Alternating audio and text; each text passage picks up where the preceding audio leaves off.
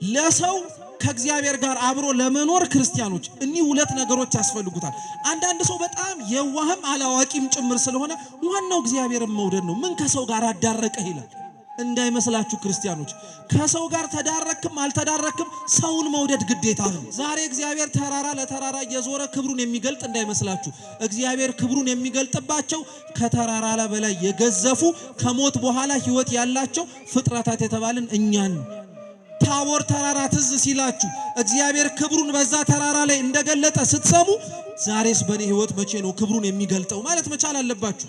ስለዚህ ያንዳንዱ ሰው እርሱ ያረገውን እንዲያደርግ ራሱ አምላካችን የሚያዘውና የሚናገረው ቢያንስ እንኳን በሕይወታችንና በብዙ ውጣ ውረዶቻችን ብዙ የምንመስላቸው ነገሮች እንዳሉ ሁሉ መልካምና በጎ ስራዎችን በመስራት ማንን መምሰል እንድንችል እግዚአብሔር ክርስቶስ አምላካችን በምድር ሲራመድ እንዳያችሁት ለምግብ ለመጠጥ እኛ ዛሬ ሊያሳስበን ስለሚችሉት በጣም ብዙ ጉዳዮች ሲያሳስበው አትመለከቱም። ይሄ የንጽሐ ሥጋ ትምህርት ነው ይላሉ ሊቃውንት። አንደኛ ቅዱስ ጴጥሮስን እንዲህ ብሎታል። ጴጥሮስ ሆይ አንተ ንዑድ ክቡር ነህ አለው። አንተ ምንድነህ? አው ምስጋና ይገባል። እንዲህ ያለውን ምስክርነት ህዝቡ ሳይሆን አንተ እየተናገርክ ስለሆነ አለው። ስለዚህ እግዚአብሔርን አምላክ ነው ብሎ የሚቀበለው ጌታችን ኢየሱስ ክርስቶስን ስግው ቃል ነው ብሎ አምኖ የሚኖር ሰው ንዑድ ነው፣ ክቡር ነው ማለት ነው። ታቦር ተራራ ላይ ክርስቲያኖች ሰዎች የሚደርሱት እኛ ሁላችንም ታቦር ተብላ ወደምትጠራ ተራራ ክብርና ከፍታ ማለት ክብርና ከፍታ አድገን መኖር የምንፈልግ ከሆነ በእግዚአብሔር ማመን መቻል አለብን። እርሱ የተቀበለውን መከራም እኛም ራሳችን ለአምላካችን ስንል ለመቀበል ራሳችንን ማዘጋጀት መቻል አለብን። እሱን አስቀርቶ 11ዱንም ይዟቸው ቢወጣ ኖሮ እርሱ ክርስቶስን ለመክሰስ ምቹ ይሆንለት ነበር። ምንም እኮ ቢያቀርበኝ አንዳንድ ነገሮች ላይ ግን እየለየኝ ስለሆነ ባይለየኝ ኖሮ አልሸጠውም ነበር። ስለለየኝ ግን ሸጥኩት ብሎ እንዳይናገር ክርስቶስ እሱም ብቻ ሳይሆን ሌሎች 9ኙንም አብሮ እግረ ደብር ወይም የተራራው እታች ላይ እንዲቀመጡ አደረገ። ልበ አምላክ ቅዱስ ዳዊት ሁላችን የምንጸልየው የንስሐ መዝሙር ነው ተብሎ የሚነገረው መዝሙር 50 ላይ ስለ እግዚአብሔር ሲናገር ምን ብሎ እንደተናገረ ታውቃላችሁ? በሄጾጵ ርጨኝ አለ። እስኪ በሄጾጵ ርጨኝ በሉ እንጂ እነጻማለሁ፣ እጠበኝ ከበረዶም ይልቅ ነጭ ሆናለሁ። የክርስቶስ ልብሱ ከበረዶ በላይ ምን ሆነን ያልኳችሁ? ነጭ ሆነ። አጣቢ ከሚያነጻውን በላይ ምን አደረገ? ነጭ ሆነ። ምን እያለ መሰላችሁ? የክርስቶስ ቀሚሱ እንዲህ ንጹህ እንደሆነ ሁሉ አምነው እግዚአብሔርን መስቀሉን ተሸክመው አምነው ለሚከተሉት ሰዎች በሙሉ ወደ እርሱ ሲጠጉ እንደ ባዘቶ የጠቆረ ኃጢአት ቢኖራቸው እንዲህ ሊያነጻቸው የታመነ አምላክ ነው እያለ እኮ ነው። በስመ አብ ወወልድ ወመንፈስ ቅዱስ አሐዱ አምላክ አሜን። በስመ አብ ወወልድ ወመንፈስ ቅዱስ አሐዱ አምላክ አሜን። በስመ አብ ወወልድ ወመንፈስ ቅዱስ አሐዱ አምላክ አሜን። ክቡራን አባቶቻችን ካህናት፣ አበው መነኮሳት፣ ሊቃውንተ ቤተ ክርስቲያን፣ ዲያቆናት፣ መምህራን፣ ሰባኪያን እንደየማዕረጋችሁ ከሩቅም ከቅርብም የመጣችሁ የልዑል እግዚአብሔር ቤተሰቦች የእመቤታችን የድንግል ማርያም የአስራት የበረከት ልጆች በወደደን ባከበረን በአምላካችን ፍጹም ሰላም እንደምን አመሻችሁ? እንደምን ዋላችሁ? እንደምን እስከ ሰዓት ደረሳችሁ? አሜን። በቸርነቱ በምሕረቱ ጠብቆ በእድሜያችን ላይ ይህችን ሰዓት ጨምሮ ለዚህ ያደረሰን ለዚህ ያበቃን የአባቶቻችን አምላክ ልዑል እግዚአብሔር ስሙ የተመሰገነ ይሁን። እንኳን አደረሳችሁ። እግዚአብሔርን ሁላችንም እናመስግን። እንደ እግዚአብሔር ቅዱስ ፈቃድ ባለችን በጣም ጥቂት ደቂቃ ሕያውና ዘላለማዊ የሆነውን የአምላካችንን ቅዱስ ቃል እንማራለን። የምንማርበትም የመጽሐፍ ቅዱስ ክፍል የሚሆነው የሐዋርያው የቅዱስ ማርቆስ ወንጌል ምዕራፍ 9 ከቁጥር 1 ጀምሮ ተጽፎ በሚገኘው የጌታችን የመድኃኒታችን የኢየሱስ ክርስቶስ ታቦር በሚባል ተራራ ላይ ብርሃነ መለኮቱን መግለጡን ይሆናል። ሁላችሁ መስማት እንድትችሉ ካላችሁበት ቦታ ላይ በመረጋጋት ሆናችሁ ተሰብስባችሁ ከዚህ የሚተላለፈውን ወንጌል እንድትሰሙ በትህትና ጠይቃለሁ። እግዚአብሔር የምንሰማውን የምናዳምጠውን ለሕይወት እንዲያረግልን ለለውጥ እንዲያረግልን የእርሱ ቅዱስ ፈቃድ ይሁንልን። ከ6 ቀንም በኋላ ኢየሱስ ጴጥሮስንና ያዕቆብን ዮሐንስንም ይዞ ወደ ረጅም ተራራ ብቻቸውን አወጣቸው። በፊታቸውም ተለወጠ፣ ልብሱም አንጸባረቀ። አጣቢም በምድር ላይ እንደዛ ሊያነጣው እስከማይችል በጣም ነጭ ሆነ። ኤልያስና ሙሴም ታዩአቸው፣ ከኢየሱስም ጋር ይነጋገሩ ነበረ።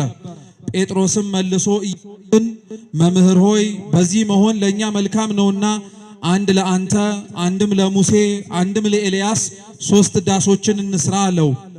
እጅግ ስለፈሩ የሚለውን አያውቅም ነበረ። ደመናም መጥቶ ጋረዳቸው። ከደመናውም የምወደው ልጄ ይህ ነው እርሱን ስሙት የሚል ድምፅ መጣ። ድንገትም ዞረው ሲመለከቱ ከነርሱ ጋር ከኢየሱስ ብቻ በቀር ማንንም አላዩም። ከተራራውም ሲወርዱ የሰው ልጅ ከሙታን እስኪነሳ ድረስ ያዩትን ለማንም እንዳይናገሩ አዘዛቸው ይላል። ስለ ቅዱስ ቃሉ የአምላካችን የልዑል እግዚአብሔር ስም የተመሰገነ ይሁን። ቁጥር 5 ላይ ተጽፎ በሚገኘው መነሻ ኃይለ ቃል ይህንን ያነበብነውን ወንጌል መሰረት አድርገን እንማራለን። እስኪ በዚህ መሆን በሉ ለኛ መልካም ነውና አንድ ላንተ አንድ ለሙሴ አንድም ለኤልያስ 3 ዳሶች እንስራ። ይሄንን ሁሉ ምናልባት ለማስታወስ ለሚከብደው ሰው ካለ ቁጥር 5 ላይ ያለውን ኃይለ ቃል ብቻ እንዳትረሱት። በዚህ መሆን በሉ እስኪ ለኛ መልካም ነው። ድገሙት እስኪ በዚህ መሆን። እሺ ምንድነው?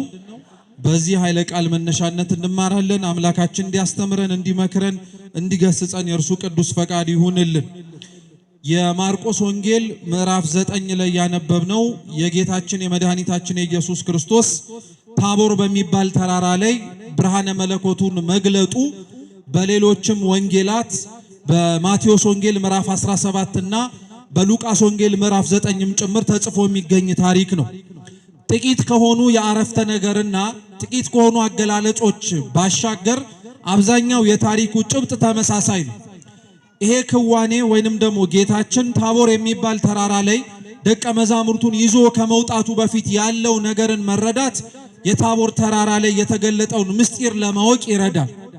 ታቦር የምትባለው ተራራ ላይ አምላካችን ኢየሱስ ክርስቶስ ደቀ መዛሙርቱን ይዞ ከመውጣቱ በፊት አስቀድሞ በዚሁ ባነበብኩላችሁ ወንጌልና ቅድምን በጠቀስኩላችሁ በማቴዎስና በሉቃስ ወንጌል ላይ ክርስቶስ ብርሃነ መለኮቱንና ክብሩን ከማሳየቱ በፊት 2 ነገሮችን አስተምሯቸዋል። ስንት ነገር?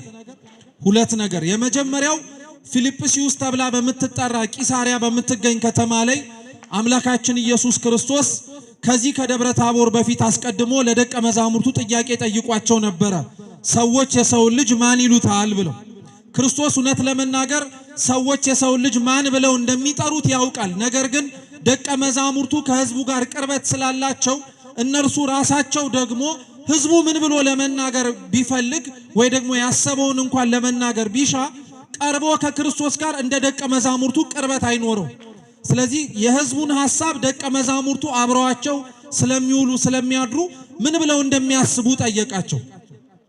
ቀጠሉ። እንደምታውቁት ደቀ መዛሙርቱ ሕዝቡ ክርስቶስን ያስብና ይገምት የነበረውን መላምቶች ዘረዘሩ። አንዳንዶች ኤልያስ ነህ ብለው ይጠሩሃል አሉ። ማነህ? ኤልያስ ነህ ይሉሃል። አንዳንዶች አልፎ ተርፎ ራሱ ሙሴ ነህ ብለው የሚጠሩ ደግሞ አሉ። ማነህ? አንዳንዶች ኤርሚያስ ነህ ብለው የሚጠሩ አሉ። ማነህ? ኤርሚያስ ነህ። አንዳንዶች ደግሞ ከነቢያት መካከል አንዱ ነህ ብለው የሚጠሩ ሰዎች አሉ። እውነት ለመናገር ልብ ብላችሁ ስሙ። ክርስቶስ እነዚህን ሰዎች ምን ብለው እንደሚያስቡት ምን ብለውም ጭምር ስለ እርሱ ያላቸውን እምነት እንዴት እንደሆነ ለመለካትና ለማወቅ የፈለገው ይሄ ነገር እንደዚሁ ዝም ብሎ የመጣ ነገር እንዳይመስላችሁ። የቅዱስ ማቴዎስ ወንጌል ምዕራፍ 13 እና ምዕራፍ 14 ላይ ቅዱስ ወንጌል ላይ ስለ ዮሐንስ መጥምቅ ራሱን ስለመቆረጡና ሰማዕት ስለመሆኑ ታሪክ ተጽፏል። እና ዮሐንስ መጥምቅ በወህኒ ቤትና በእስር ቤት ታስሮ በነበረበት ጊዜ ላይ ጌታችን ኢየሱስ ክርስቶስ ዮሐንስ ያስተምረው የነበረውን ትምህርት እየዞረ ሲያስተምር ሄሮድስ ሲጨነቅ ነበር ይላል ቅዱስ መጽሐፍ። ከመጨነቅም አልፎ እንዲያውም ከሙታን መካከል ተነስቶ ዮሐንስ መጥምቅ ነው የሚያስተምረው ብሎ ይገምት ነበር ይላል። ስለዚህ ሰዎች ጌታችን ኢየሱስ ክርስቶስን በእርሱ ላይ ስለሚያዩትና እርሱ ሲያደርግም ስለሚመለከታቸው ብዙ ነገሮች የተለያየ መላምት ይሰጡ ነበር። አንዳንዶች እንደተባለው ኤልያስ ነው ብለው ያሰቡ አሉ። ኤልያስ ነው ብለው ክርስቶስን ያሰቡትና የገመቱት ስለ ንጽህናው ነው። ስለምኑ ነው? ኤልያስ ንጹህ ነበረ። ንጽህ ጠብቆ ከሴት ርቆ ቀርሜሎስ በሚባል ተራራ ላይ ከሰው ተለይቶ የሚኖር ፍጹም ባህታዊ ነበረ። ክርስቶስም በአንድም ይሁን በተደጋጋሚ ጊዜ ላይ ከደቀ መዛሙርቱ ጋር አብሮ ብዙ ነገሮች እንደሚያደርገው አልፎ አልፎ ደግሞ ደቀ መዛሙርቱም ትምህርት እንዲሆናቸው ተአምር ከማድረጉ በፊትና ተአምር ካደረገ በኋላ ብቻውን ወደ ተራራ እየሄደ ይጸልይ ነበር ይላል ቅዱስ ወንጌል። ስለዚህ ኤልያስ ነው ብለው መገመታቸው እንዲሁ ዝም ብሎ የመጣ አይደለም።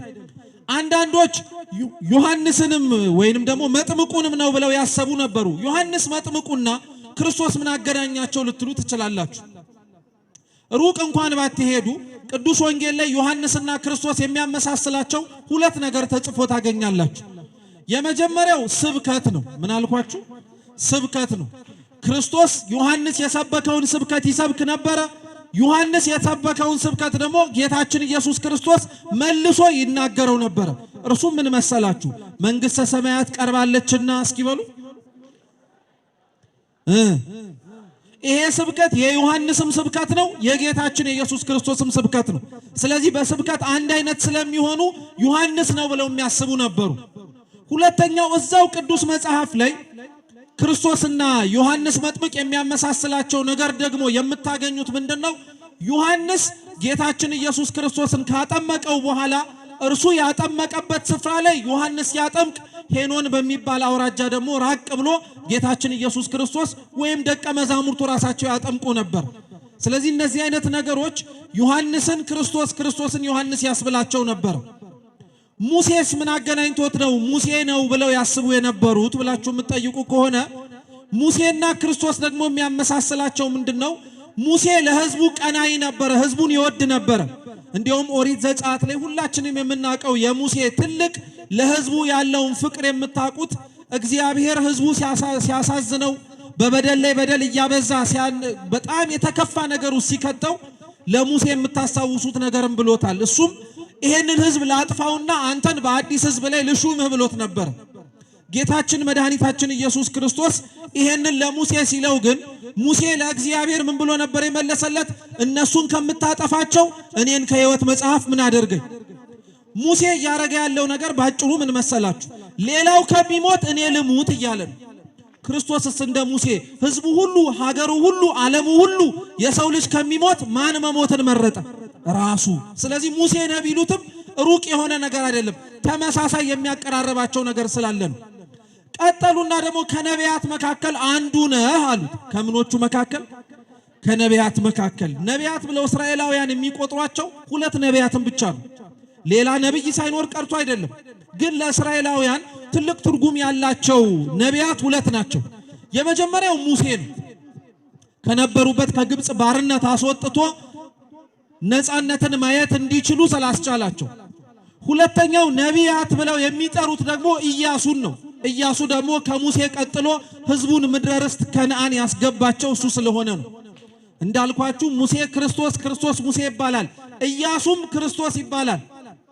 ኢያሱና ክርስቶስ ደግሞ የሚያመሳስላቸው ነገር ምን መሰላችሁ? ኢያሱ ከሙሴ ቀጥሎ ሕዝቡን ተቀብሎ ከነዓን እንዳወረሳቸው ሁሉ ከነቢያት ቀጥሎ ወይም ከነቢያት በኋላ መጥቶ ሕዝቡን ነቢያት አዘጋጅተው ሲጠብቁት ነቢያት ያዘጋጁትን ሕዝብ ተቀብሎ ከነዓን ተብላ ወደምትጠራ ወደ መንግሥተ ሰማያት በሩን ከፍቶ ያስገባን አምላካችን መድኃኒታችን ኢየሱስ ክርስቶስ ነው። ይሄንንም ብቻ ብለው አላቆሙም። ኤርምያስም ነህ ብለው ጠርተውት ነበር ወይም ገምተው ነበር ይላል ዮሐንስ አፈወርቅ። ኤርምያስስ ከክርስቶስ ጋር ምን አገናኘው? ኤርምያስ በጣም የሚታወቀው መጽሐፍ ቅዱስ ላይ አልቃሻው ነቢይ ተብሎ ነው። ምኑ ነቢይ? መልሱ እንጂ። አልቃሻው ነቢይ ተብሎ ነው። ለምን መሰላችሁ? ኤርምያስ መጽሐፍ ራሱ አለው፣ የለቅሶ መጽሐፍ ሰቆቃወ ኤርምያስ የሚባል እያነባ እያለቀሰ ስለ እስራኤላውያንና ስለ ሕዝቡ የጸለየው ጸሎትና ልመና አለ። ኤርምያስ ለሕዝቡ እንዳለቀሰ ሁሉ ክርስቶስም ለሕዝቡ እንዳለቀሰ ታውቃላችሁ። ቅዱስ ወንጌል ላይ እረኛ እንደሌላቸውና ተቅበዝባዥ እንደሆኑ በጎች አይቶ ክርስቶስም እንባውን አፈሰሰላቸው ይላል። ስለዚህ ያንዳንዱ ያቀረቧቸው ነቢያትና ቅዱሳን ከክርስቶስ ጋር የሚያገናኝ ነገር አላቸው። ይሄ ክርስቲያኖች እንዲሁ ዝም ብሎ የምነግራችሁ ነገር አይደለም።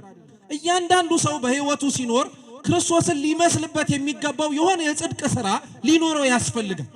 ጌታችን ለዛ ነው ማቴዎስ 25 ላይ የተራበ አብሉ፣ የተጠማ አጠጡ፣ የታረዘ አልብሱ፣ የታመመ ጎብኙ፣ እስረኛ የሆነውን ሂዱና ጠይቁ የሚለው ራሱ አምላካችን በምድር ላይ እነዚህን ነገሮች ሲያረጋቸው ስለነበረ ነው። ስለዚህ እያንዳንዱ ሰው እርሱ ያረገውን እንዲያደርግ ራሱ አምላካችን የሚያዘውና የሚናገረው ቢያንስ እንኳን በሕይወታችንና በብዙ ውጣ ውረዶቻችን ብዙ የምንመስላቸው ነገሮች እንዳሉ ሁሉ መልካምና በጎ ስራዎችን በመስራት ማንን መምሰል እንድንችል እግዚአብሔርን እርሱን መምሰል እንድንችል በቸርነቱ እግዚአብሔር አምላካችን ይርዳን። እግዚአብሔርን መምሰል ክርስቲያኖች 3 ደረጃዎች አሉት። ስንት ደረጃዎች? 3 ደረጃዎች። እነዚህ 3 ደረጃዎች ሊቃውንተ ቤተ ክርስቲያን ሲናገሩ በቅድስና ውስጥ ያሉ እርከኖች ናቸው። እስኪ ንጽሐ ሥጋ በሉ፣ ንጽሐ ነፍስ በሉ፣ ንጽሐ ልቡና በሉ። ንጽሐ ሥጋ፣ ንጽሐ ነፍስና ንጽሐ ልቡና ሰው ክርስቶስን ለመምሰል የሚጓዝባቸው 3 የቅድስና መንገዶች ናቸው። 3 እነዚህ 3 ነገሮች በእንግሊዘኛው ደግሞ ብንመለከታቸው ምን መሰላችሁ? ንጽሐ ሥጋ፣ ንጽሐ ነፍስና ንጽሐ ልቡና የሚባሉት ነገሮች የመጀመሪያው ንጽሐ ሥጋ የሚባለው ፒዩሪፊኬሽን የሚባለው ንጽህናን መጠበቅ ማለት ነው። የሥጋን አይደለም። የሥጋ ንጽህናን መጠበቅ ለማለት ሳይሆን ንጽሐ ሥጋ የሚባለው ሰው ከንቱ ከሆነው ከራሱ ሥጋዊ ምኞትና መሬታዊ ከሆነው ፈቃዳት መለየት የሚችልበትን ጸጋ ማለት ነው። እግዚአብሔር ክርስቶስ አምላካችን በምድር ሲራመድ እንዳያችሁት ለምግብ ለመጠጥ እኛ ዛሬ ሊያሳስበን ስለሚችሉት በጣም ብዙ ጉዳዮች ሲያሳስበው አትመለከቱም። ይሄ የንጽሐ ሥጋ ትምህርት ነው ይላሉ ሊቃውንት። ሁለተኛው ንጽሐ ነፍስ ነው። እስኪ ንጽሐ ነፍስ በሉ። ንጽሐ ነፍስ ደግሞ የሚባለው ከመጀመሪያው ደረጃ ቀጥሎ ያለው ሁለተኛው ከኃጢአት መላቀቅ ማለት ነው። ነፍስ ከኃጢአት በመላቀቅ ነፍስ ከኃጢአት ከምትሰራው ከልማዷ በመራቅ ክርስቶስን ለመምሰል የምታደርገው ሁለተኛው ጉዞ እሱ ነው። ልክ አምላካችን ከኃጢአት ንጹህ እንደሆነ ሁሉ እኛም ንጹህ እንድንሆን በተጋድሎ ቤተክርስቲያን ታዛለችና። ሶስተኛውና የመጨረሻው ንጽሐ ልቡና ነው። እስኪ ንጽሐ ልቡና በሉ። ይሄ ደግሞ በእንግሊዘኛው ዲቫይናይዜሽን ይባላል። በነገራችን ላይ ሱታፌ አምላክ ማለት ነው። ሰው እግዚአብሔርን መምሰል የሚችልበት የመጨረሻው ጥግና ጣሪያ የሚባለው እርሱ ነው። ተመልከቱ ክርስቲያኖች፣ ክርስቶስ እውነት ነው ሙሴ አይደለም፣ ኢያሱ አይደለም፣ ኤርምያስ አይደለም፣ ከነቢያት መካከል አንዱ አይደለም። ግልጽ እኮ ነው። ግን የነቢያቱ ስም እየተጠራ እያንዳንዳቸውን እርሱ እንደዛ ሊሆን ይችላል ሲል ክርስቶስ ቅር አላለውም። በነገራችን እኔማ ሙሴ አይደለሁም፣ እኔማ ኤርምያስ አይደለሁም፣ እኔማ ኤልያስ አይደለሁም ብሎ አልተናገረም እኮ እርሱ። ለደቀ መዛሙርቱ ይሄንን መልስ ከሰጡት በኋላ ምን እንዳለ ታውቃላችሁ? እናንተስ እኔን ማን ትሉኛላችኋል? ሰው ክርስቶስን ብዙ ነገር ሊለው ይችላል። እናንተም በመጣችሁባቸው በምታውቋቸው ዓለማችን ላይ በክርስትና እምነት ስም በተቋቋሙ ብዙ ቤተ እምነቶች ክርስቶስን የተለያየ ነገር ሊሉት ይችላሉ። አንዳንዱ ክርስቶስ አማላጅ ነው ይለዋል፣ ክብር ይግባውና። አንዳንዱ ነቢይ ነው ሊለው ይችላል። አንዳንዱ ጭራሽ ላያውቀው ይችላል። አንዳንዱ ምንም ነገር ላይ መስለው ይችላል። አንዳንዱ ደግሞ ወንበዴ ነው ብሎም የሰቀለውም ሊኖር ይችላል። ቅሉ ክርስቲያኖች ሌሎች ሰዎች ክርስቶስን ማን እንዳሉት ሳይሆን እግዚአብሔር የሚፈልገው አንተ እኔን ማን ትለኛለህ ብሎ ነው። ማን አልኳችሁ? አንተ። ሌላው ሰው ክርስቶስን እንዲህ ይለዋል እንደዛ ይለዋል ብለን እንጨነቃለን። ቅናተ እግዚአብሔር ነው፣ ፍቅረ እግዚአብሔር ነው፣ ያበሳጫል፣ ያናድዳል። ውስጣዊ ያለን ቅናት አምላካችን እንዲህ እኮ አይደለም ብለን እንድንናገር ያስገድደናል። ግን እግዚአብሔር አምላክ ሌሎች ስለሚሉት ነገር እኛን ሳይሆን የሚዳኘን መጀመሪያ ሌሎች የሚሉትን እንዳሉ አንተስ እኔን ማን ትለኛለህ ብሎ ነው የሚጠይቅ። የዚህን ጊዜ ነው ቅዱስ ጴጥሮስ አንተ የሕያው የእግዚአብሔር ልጅ ነህ አለው። እስኪ አንተ በሉ። የሕያው የእግዚአብሔር ምንድነህ? ልጅ ነህ አለው። ክርስቶስ ጴጥሮስ ለሰጠው ምስክርነት ተጨማሪ የሆኑ ማብራሪያዎችን ጠቅሷል። አንደኛ ቅዱስ ጴጥሮስን እንዲህ ብሎታል። ጴጥሮስ ሆይ አንተ ንዑድ ክቡር ነህ አለው። አንተ ምንድነህ? አው ምስጋና ይገባል። እንዲህ ያለውን ምስክርነት ህዝቡ ሳይሆን አንተ እየተናገርክ ስለሆነ አለው። ስለዚህ እግዚአብሔርን አምላክ ነው ብሎ የሚቀበለው ጌታችን ኢየሱስ ክርስቶስን ስግው ቃል ነው ብሎ አምኖ የሚኖር ሰው ንዑድ ነው፣ ክቡር ነው ማለት ነው። ሁለተኛ ንዑድ ነው ክቡር ነው ካለው በኋላ ክርስቶስ ምን አለው? ይህንን ስጋና ደም አልገለጸልህም አለው። እስኪ ይህንን በሉ። ስጋና ደም አልገለጸልህም። ምን አላረገልህም? ስለዚህ ሰው እግዚአብሔርን አምላክ ነው ኢየሱስ ክርስቶስን ጌታ ነው ብሎ ሊመሰክር የሚችለው ስጋዊ የሆነ መረዳትና አይምሮ ገልጾለት አይደለም ማለት ነው። ክርስቶስ እንዲያውም ከዛ ቀጥሎ ምንድን ያለው መሰላችሁ? የሰማያዊ አባቴ ወይም በሰማይ ያለው አባቴ ገለጸልህ እንጂ አለ። ቤተ ክርስቲያን ክርስቶስን እንዲህ ነው ብላ ስታስተምር በውስጥ ያሉ ልጆቿ ስጋዊ የሆነ አመለካከትና አይምሯቸው የደረሰበት መረዳት እንዳይመስላችሁ። እግዚአብሔር ለቤተ ክርስቲያን እንዲህ ብላ እንድትናገርና እንድታስተምር ያደረጋት በሰማያዊ መገለጥ ነው። በምን መገለጥ? በሰማያዊ መገለጥ። ስለዚህ ክርስቲያኖች ግልጽ ከሆነላችሁ እናንተ አሁን እግዚአብሔርን አምላክ ነው ጌታችን ኢየሱስ ክርስቶስን መድኃኒት ነው ቤዛ ነው ስትሉ እንዲህ ብላችሁ እንኳን ለመመስከር ስጋና ደም አይደለም የገለጠላችሁ የሰማይ አባት ነው እንጂ። እንዲህ ብላችሁ ስለመሰከራችሁ እናንተ ንዑዳን ክቡራን ናችሁ፣ ምስጋና ይገባችኋል አለ ክርስቶስ። ይሄንን ከተናገረ በኋላ ሁለተኛ ደግሞ ስለ ሕማሙና ስለ ስቃዩ ተናገረ። እንደሚሰቀል፣ እንደሚንገላታ፣ መከራ እንደሚበዛበት ተናገረ። ከነዚህ ከሁለት ክስተቶች በኋላ ነው ደብረ ታቦር ላይ ብርሃነ መለኮቱን የገለጠው። እነዚህን ሶስት ጉዳዮች አብረው የሚሄዱ ስለሆኑ ነው ክርስቲያኖች ልንነገርን ወይም ልንማራቸው የሚያስፈልገው። የእግዚአብሔርን ክብር መጀመሪያ ለማየት አንድ ሰው እግዚአብሔርን ማመን መቻል አለበት። ጴጥሮስ አንተ የሕያው የእግዚአብሔር ልጅ ነህ ብሎ የሰጠውን ምስክርነት ሊያምን የማይችል ሰው ታቦር ተራራ ላይ ይገኛል። ሁለተኛው ጌታችን ኢየሱስ ክርስቶስ ሕማሙን፣ ስቃዩን፣ እንግልቱን የሚደርስበትን ተናግሯል። ለምን ይህን ተናገረ? አንደኛ የመጣው ለክብር ሳይሆን ሰዎች እንዳሰቡት በዙፋን ላይ እንዲቀመጥ ያበላቸውና ያጠጣቸው ሰዎች እንጀራና አሳ እያበረከተ ለዘላለም እንዲያኖራቸው አይደለም። ክርስቶስ ወደ ምድር የመጣው ዙፋን በተባለ መስቀል ላይ ተሰቅሎ ስጋውን ቆርሶ ደሙን አፍስሶ ዓለምን ለማዳን ነው። ምንን ለማዳን? ዓለምን ለማዳን። ስለዚህ ይሄንን ሁለተኛ የነገራቸው ታቦር ተራራ ላይ የምትወጡት መጀመሪያ እኔን በአምላክነቴ ስታምኑ ነው። ሁለተኛ ስለናንተ የምቀበለውን መከራም ጭምር ስትቀበሉ ነው አለ። እየሰማችሁ ነው? ስለዚህ ታቦር ተራራ ላይ ክርስቲያኖች ሰዎች የሚደርሱት እኛ ሁላችንም ታቦር ተብላ ወደምትጠራ ተራራ ክብርና ከፍታ ማለት ክብርና ከፍታ አድገን መኖር የምንፈልግ ከሆነ በእግዚአብሔር ማመን መቻል አለብን። እርሱ የተቀበለውን መከራም እኛም ራሳችን ለአምላካችን ስንል ለመቀበል ራሳችንን ማዘጋጀት መቻል አለብን። እንደዛ መሆን እንድንችል እግዚአብሔር በቸርነቱ ይርዳን። ሁለተኛው ታቦር ተራራ ላይ ጌታችን ኢየሱስ ክርስቶስ የወሰዳቸው ደግሞ ምክንያት ምንድነው? ቅዱስ ጴጥሮስ አንተ የሕያው የእግዚአብሔር ልጅ ነህ ብሎ ሲመሰክር እንዳልኳችሁ ይሄን ስጋና ደም ሳይሆን የገለጠልህ ሰማያዊ አባቴ ነው ብሎታል። ስለዚህ በታቦር ተራራ ላይ አንዱ አምላካችን ብርሃነ መለኮቱን ሲገልጥ የባህሪ አባቱ እግዚአብሔር አብ በሰማይ ሆኖ የመሰከረው ሲነበብም የሰማችሁት ምስክርነት የምወደው ልጄ ይህ ነው እርሱን ምን አርጉት ነው። ስለዚህ ጴጥሮስ አንተ ሕያው የእግዚአብሔር ልጅ ነህ ብሎ የመሰከረው ምስክርነት እውነትም የሱ ጭንቅላትና አይምሮ ያመጣው ሳይሆን ሰማያዊ አባቱ የገለጠለት እንደሆነ እንዲያውቀው ለምስክርነት ነው ደብረ ታቦር ላይ እንዲወጡ የፈለገው። ሁለተኛው ክርስቶስ አሁንም እነዚህን ደቀ መዛሙርቱን ወደ ታቦር ተራራ እንዲወጡ የፈለገው እታመማለሁ፣ እሰቃያለሁ፣ እንገላታለሁ ሲላቸው አይ ተከትለን አንተን አምነን እስካሁን ድረስ ተጉዘን መጨረሻ ላይ ይሄ ነው ዕጣ ፈንታ ብለው ተስፋ እንዳይቆርጡ ከመከራ በኋላ ክብር እንዳለ እንዲያውቁ ነው። እስኪ ከመከራ በኋላ በሉ ምን አለ? ክብር አለ ማለት ነው ክርስቲያኖች። ይሄን ክርስቶስ በደብረ ታቦር አሳይቶናል። ከዛ በኋላ ነው የምስጢር ደቀ መዛሙርት የሆኑትን በስድስተኛውም ቀን በሆነ ጊዜ ይላል ቅዱስ ወንጌል ሲነበብ እንደሰማችሁት የማርቆስ ወንጌልም የምስጢር ደቀ መዛሙርት የሆኑትን ያዕቆብን፣ ዮሐንስን፣ ጴጥሮስን ይዞ ወደ ተራራው ወጣ ይላል። ይሄንን ተራራ ቅዱስ ማርቆስ ሲጠራ ከፍ ያለ ተራራ ብሎ ነው የተናገረው። ይሄንን ግን መዝሙር 88 ላይ ዛሬ በተሰበከው ምስባክ መሰረትነት ሊቃውንተ ቤተ ክርስቲያን ክርስቶስ ብርሃነ መለኮቱን የገለጠበትን ተራራ ታቦር ነው ይሉታል። እስኪ ታቦር በሉ እንጂ ምስባካችን የሚለው ታቦር ወአርሞኒየም በስመ ዚአከ ይትፌስሁን ያሉ። ታቦርና አርሞኒየም በነገራችን ላይ የተለያዩ ተራራዎች ናቸው። ታቦር ለብቻው የተለየ ተራራ ነው። አርሞኒየም የተባለውም የተለየ ተራራ ነው።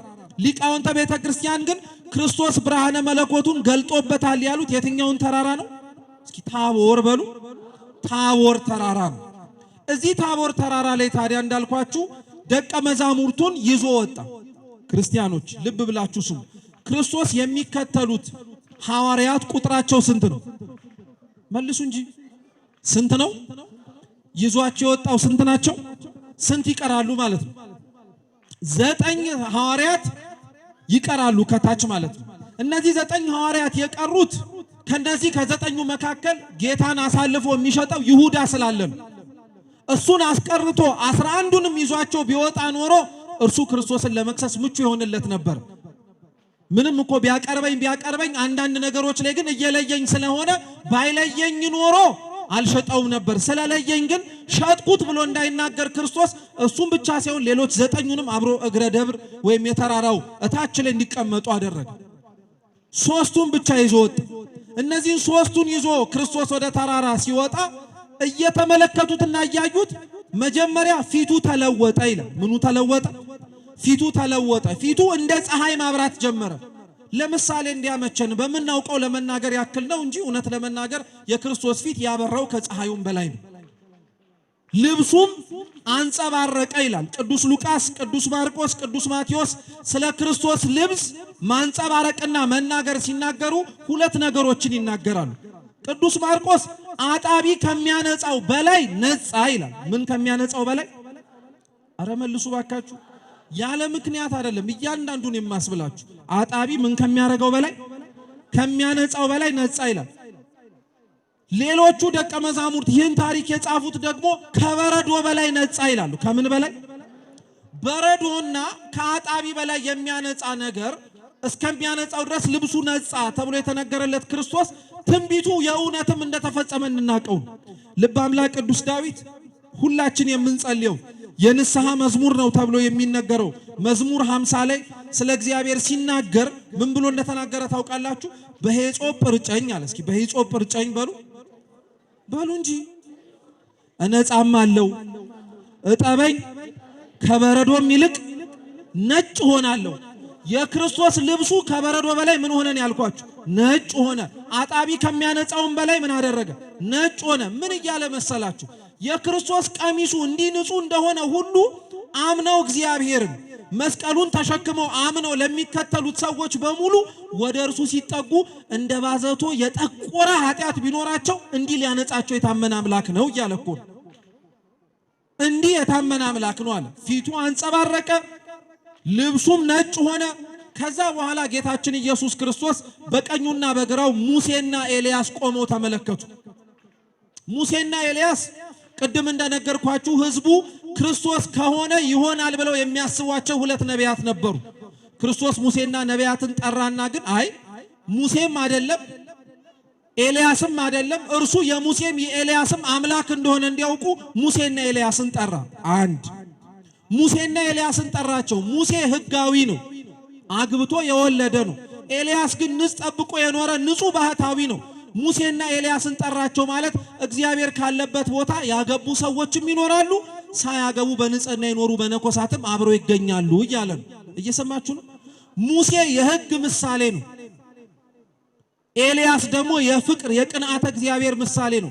እግዚአብሔር ካለበት ማናችንም መኖር የምንፈልግ ከሆነ አንደኛ እንደ ሙሴ ህግ ማክበር አለብን እያለ ነው። ሁለተኛ ደግሞ እንደ ኤልያስ ቅንዓተ እግዚአብሔር ሊኖረን ያስፈልጋል። ስለ ቤቱ፣ ስለ ስርዓቱ፣ ስለ ህይወቱ፣ ስለ ትምህርቱ ሊነደን ሊያበሳጨን ያልኖርነው መንፈሳዊ ህይወት እየቆጨን ለመኖር የምንተጋ ሰዎች መሆን አለብን ለማለት ነው። እየሰማችሁ ነው? የመጨረሻው ደግሞ ክርስቶስ ሙሴና ኤልያስን ይዞት የመጣበትን ምክንያት ቅዱስ ጎርጎርዮስ ዘኑሲስ ሲናገር እንዲህ ብሎ ይናገራል። ሙሴ ይላል፣ እየሰማችሁ ነው? ሙሴ ህዝብ የመውደድ ጸጋ አለው ይላል። ምን የመውደድ? ህዝብ ሰው ይወድ ነበረ ሙሴ አለ። ኤልያስ ደግሞ እግዚአብሔርን አብልጦ ይወደው ነበር አለ። ምንን አብልጦ ይወድ ነበር? ለሰው ከእግዚአብሔር ጋር አብሮ ለመኖር ክርስቲያኖች እኒህ 2 ነገሮች ያስፈልጉታል። አንዳንድ ሰው በጣም የዋህም አላዋቂም ጭምር ስለሆነ ዋናው እግዚአብሔርን መውደድ ነው። ምን ከሰው ጋር አዳረቀህ ይላል። እንዳይመስላችሁ ክርስቲያኖች፣ ከሰው ጋር ተዳረክም አልተዳረክም ሰውን መውደድ ግዴታ ነው። እየሰማችሁ ነው? ሰውን መውደድ የሁላችን ግዴታ ነው።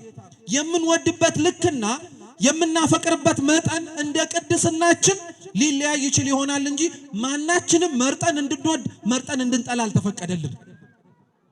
ሙሴ ሰው ይወድ ነበር ማለት ከእግዚአብሔር ካለበት ታቦር ተራራ ላይ መቆም የሚፈልጉ ሰዎች ሰው መውደድ አለባቸው። ኃጢአቱን፣ በደሉን፣ ክፋቱን እያሰቡ መጥላትን እንዲችሉ ማንም አልፈቀደላቸውም። እንደዛማ ቢሆን ኖሮ ሙሴም ሕዝቡን ጠልቶ አጥፋቸው ባለ ነበርና እንደ ኤልያስ ደግሞ ሰው እግዚአብሔርንም መውደድ ጭምር አለበት።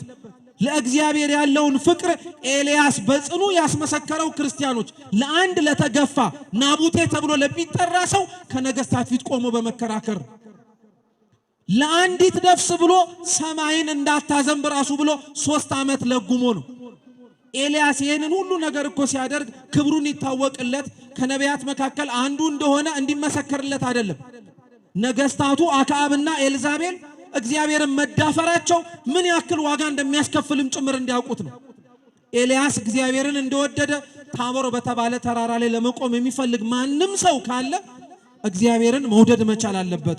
እርሱን መውደድ የምንችልበትን አቅምና ጉልበት እግዚአብሔር ይስጠን። አፋችን እውነት ነው ይወደዋል እግዚአብሔር። በእርግጠኝነት ትወዱታላችሁ ብትባሉ አዎ እንደምትሉ አውቃለሁ።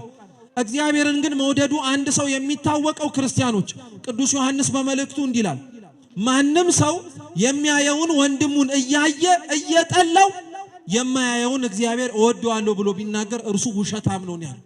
እየሰማችሁ ነው? ያላየነውን እግዚአብሔርን እንዴት እንወደዋለን? በእርሱ አምሳልና አርአያ የተፈጠረውን የሰውን ልጅ አይተን እየተጸየፍ ነው። አይሆንም።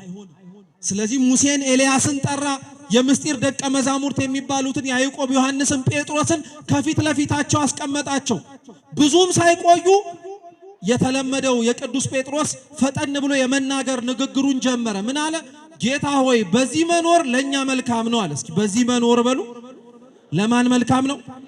ለኛ ያለው እኮ ቅዱስ ጴጥሮስ አብረውት ላሉት እኮ ነው። ታውቃላችሁ፣ ከታች ለቀሩትም ጭምር አይደለም። እርሱ ላይ ስላለ በዚህ መኖር ለኛ መልካም ነው አለ። አንደኛ ክርስቶስ ብርሃነ መለኮቱን እየገለጠ ነው። ሲመለክ ሲቀደስ እየተመለከተ ነው። በሰማይ እግዚአብሔር አምላክ በደመና በክብር ጋርዶት እየተመለከተ ነው። ስለዚህ ሙሴ ይሄንን ኤልያስን እየተመለከተ ጴጥሮስ በዚህ መኖር ለኛ መልካም ነው አለ። አባ ጊዮርጊስ ዘጋስጫ የደብረ ታቦር ምንባቡ ላይ መጽሐፈ ምስጢር ላይ ምን ይላል መሰላችሁ? ጴጥሮስ ወይ እውነት ነው ላንተ በዚህ መኖር መልካም ነው፣ ለኛ ግን በዛ መኖር መልካም አይደለም። ክርስቶስ ብርሃነ መለኮቱን ገልጦ ከሚያድነን በላይ ራሱን በቀራኔው አደባባይ ልጆቹን ዘርግቶ ተሰቅሎ ስጋውን ቆርሶ ደሙን አፍስሶ የሚሰጠን ፈውስ ይበልጣልና ላንተ በዛ መኖር መልካም ነው፣ ለኛ ግን በቀራኔው መኖር መልካም ነው አለ። እየሰማችሁ ነው? ስለዚህ ክርስቶስ ቅዱስ ጴጥሮስ ክብሩን ሲያይ መከራና ስቃይ እንግልት ይደርስብኛል ያለው አምላኩ በክብር ሲመለከተው አይ ይሄ ክብር ለኛም ዞሮ ዞሮ መድረሱ አይቀርምና በዚህ መኖር ለኛ መልካም ነው አለ። ክርስቲያኖች ክብርን ፈልጋችሁ ቤተክርስቲያን ለመምጣት የምታስቡ ከሆነ ከሚመጣው ክብር ጋር አብሮ የሚቀመጣውን መከራ ለመቀበል ዝግጁ ሆናችሁ መምጣት አለባችሁ። እየሰማችሁ ነው? እየሰማችሁ ነው? አው ክርስቶስ ክብር ይመጣል ያላቸው ከመከራውና ከስቃዩ በኋላ ነው እንጂ ክብሩ መጥቶ ከዛ መከራና ስቃይ ይመጣል አላላቸው። ስለዚህ ጴጥሮስ በዚህ መኖር ለኛ መልካም ነው አለ። እንደዛም ብሎ አላቆመም። ዳሶችን ወይንም ደግሞ ማረፊያዎችን እንስራ አለ። በጣም ነው የሚደንቀው። አንዱን ለአንተ እንስራ አለ። እስኪ አንዱን ለአንተ በሉ፣ አንዱን ለሙሴ፣ አንዱን ለኤልያስ እንስራ። አይገርማችሁ? ጴጥሮስ ትህትን ነው። ለኔ ቤት ልስራ እንኳን አላለ። በዚህ መኖር ለኛ መልካም ነው አለ። ለናንተ ግን ቤት እንስራ አለ። ይሄ ትምህርት ነው። ዛሬ በሙሴ በኤልያስ በቅዱሳን ስም ቤተ መቅደስ የሚሰራው ከምን ተነስቶ ነው ብትባሉ ከጴጥሮስ ንግግር ተነስቶ ነው። ጴጥሮስ ለክርስቶስ ብቻ ቤት ልስራ አላለም። ለማንና ለማንም አብሬ ልስራ ነው ያለው፣ ለሙሴና ለኤልያስ። ክርስቶስም የተናገረውን ሰምቶ አይ ለኔ ነው እንጂ ለነሱ ቤት አትስራ አላለም። ዛሬ በሩፋኤል በራጉኤል በሚካኤል በገብርኤል ቤተ መቅደስ ሲታነጽ ለምንድን ነው የምትሰሩት የሚሉን ሰዎች ካሉ መልሳችን ይሄ ነው። እግዚአብሔር ወዳጆቹ ከሆኑ ከቅዱሳን ጋር በክብር በታቦር ተራራ ሲታይ ቅዱስ ጴጥሮስ ያለው ለአንተ ብቻ ቤት እንስራ አላለው። ወዳጆች ሆነው አብረው ለተገለጡትም ምን እንስራላቸው ብሏል? ቤት እንስራላቸው ብሏል። ስለዚህ ዛሬ በቅዱሳን ስም የታነጹ አብያተ ክርስቲያናት እግዚአብሔርን ወዳጃቸው አድርገው በኖሩ እስከ ሕይወታቸው ፍጻሜ ከክርስቶስ ጋር ለመኖር ለታደሉ ሰው ቅዱሳን የሚሰራው ቤተ መቅደስ በዚህ ምክንያት ነው። እስካሁን ድረስ ነው የምላችሁ። ስለዚህ ጌታችን ይሄንን ነገር ከቅዱስ ጴጥሮስ አንደበት ልክ እንደሰማ ደመና ጋረዳቸው ይላል። እስኪ ደመና ጋረዳቸው በሉ እንጂ። አንደኛ ደመና በኦሪቱ መጽሐፍ የክብር መገለጫ ነው። እስኪ ክብር በሉ። የክብር መገለጫ ነው። ክብር የሚለው ቃል በቅዱስ መጽሐፍ ጊዜ ኖሮን ብንማረው የተለያየ ትርጉም አለው። አንደኛው ክብር የሚባለው እግዚአብሔር የሚሰራው ተአምሩ ነው። እግዚአብሔር ተአምርን ሲሰራ ክብሩ ተገለጠ ይባላል። ሁለተኛው ክብር የሚባለው ክርስቶስ የሚቀበለው ሕማምና መከራ ነው። የዮሐንስ ወንጌል ምዕራፍ 12 ላይ ክርስቶስ ክብር እያለ ሲናገር ታገኙታላችሁ። ሶስተኛው ክብር የሚባለው እግዚአብሔር ሰው ከመሆኑ በፊት የነበረው መለኮታዊነቱ ነው። እየሰማችሁ ነው?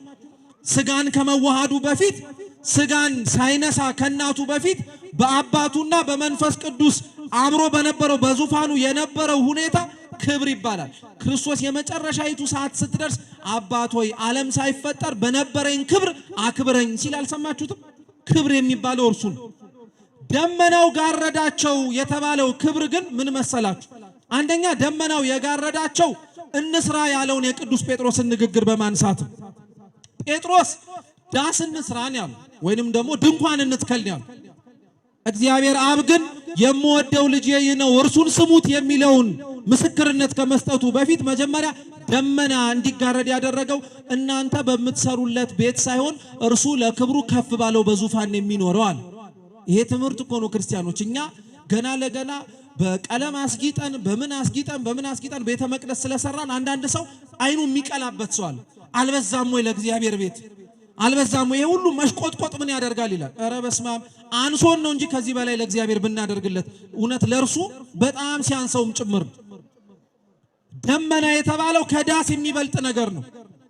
ደመና የተባለው ለእግዚአብሔር ማረፊያ የሚሆነው የበለጠ ነገር ነው። ሁለተኛው ደመና ተብላ የምትጠራው ድንግል ማርያም ናት። ማን አልኳችሁ? ትንቢተ ኢሳይያስ ላይ ስለ እግዚአብሔር ወደ ግብፅ ሀገር መሰደድ ነቢዩ ኢሳይያስ ሲናገር ምንድን ያለው? እግዚአብሔር ቀላል በሆነ ደመና ተጭኖ ወደ ግብፅ ይመጣል አለ። እግዚአብሔር ቤት እንስራልህ ብሎ ሲነግረው ቅዱስ ጴጥሮስ አይ ብሎ ደመና የጋረደው ቤቴማ ድንግል ማርያም ናት ሲለው ነው። እየሰማችሁ ነው? ቤቴ ማናት ሲለው ነው? ድንግል ማርያም ናት ሲለው ነው። ደመናም ጋረደ፣ እነርሱም ማየት እስኪሳናቸው ድረስ ወደቁ አለ ቅዱስ መጽሐፍ። የእግዚአብሔርን ክብሩን አይቶ ማንም ከፊት ለፊቱ መቆም የሚችል የለምና። ወዲያውኑ ግን ይሄ ሁሉ ነገር ከተፈጸመና ከተገባደደ በኋላ ጌታችንም እርሱ ከነሱ ጋር በነበረ ጊዜ ላይ በሚያውቁት መልኩ በሚያውቁት ልብሱ ወረደና ምን አላቸው? ይሄንን ዳግም እስከምነሳ ድረስ ለማንም እንዳትናገሩ አለ። ለማንም እንዳታረጉ? አዎ ክርስቶስ ይሄንን ክብሩን ለማንም እንዳትናገሩ ያላቸው ገና ለገና ደቀ መዛሙርቱን እንዲያምኑበት ተራራ ለተራራ ይዞ እየወጣ ምትሃት የሚሰራ ሰው ነው ብለው እንዳይሳሳቱበት የሰዎቹን የልቡና ዝግጅት ያውቃልና ለማንም እንዳትናገሩ አለ። ለማንም እንዳትናገሩ፣ ዝግጁ ሲሆን ሁሉም ይገለጣል አለ። ትላንት ለማንም እንዳትናገሩት ያለው የደብረ ታቦር በዓል ዛሬ ለሁሉም የምንመሰክረው በዓል ነው።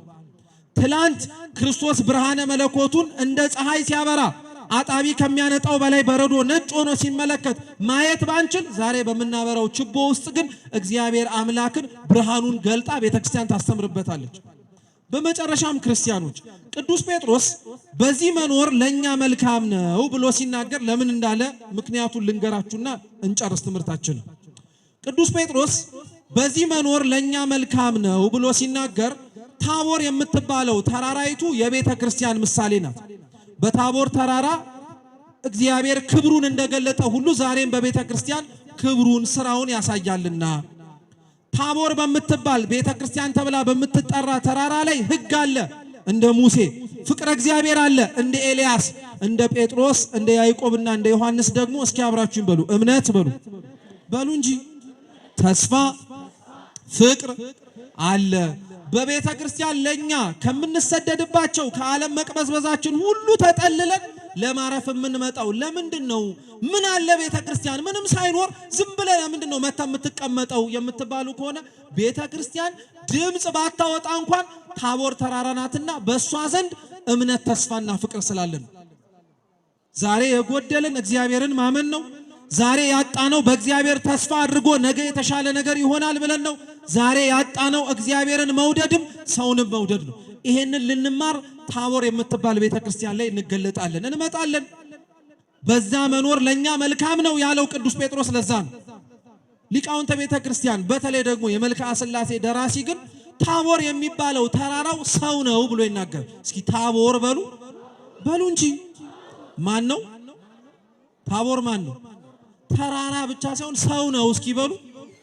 አዎ በታቦር እግዚአብሔር ክብሩን እንደገለጠ ሁሉ ዛሬ እግዚአብሔር ተራራ ለተራራ እየዞረ ክብሩን የሚገልጥ እንዳይመስላችሁ።